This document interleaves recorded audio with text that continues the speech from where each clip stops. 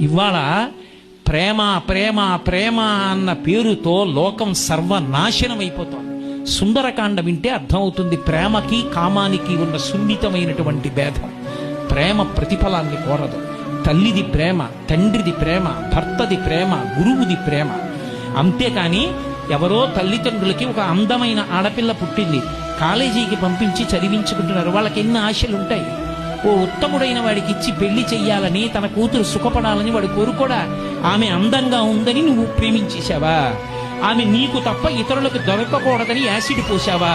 సంస్కార హీనత్వం వల్ల కది వచ్చింది. ఎవడి మనసులో ఏ రాక్షసుడు దాక్కున్నాడో తెలియని నాడు కళాశాలలో ప్రతి విద్యార్థి పక్కన ఒక పోలీసు కూడా కూర్చున్నా సరే ఆపగలరా మీరు? సంస్కారం అంకురించిన నాడు ఇటువంటి దోషాలు రావు.